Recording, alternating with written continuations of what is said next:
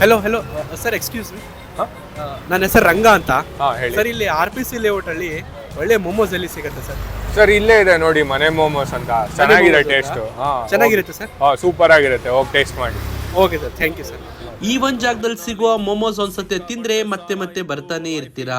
ನಮಸ್ಕಾರ ಬೆಂಗಳೂರು, ನಾನಿವತ್ತು ಬಂದಿರೋದು ಮನೆ ಮೊಮೋಸ್. ಇದು ಲೊಕೇಟೆಡ್ ಆಗಿರೋದು RPC ಲೇಔಟ್ ವಿಜಯನಗರದಲ್ಲಿ.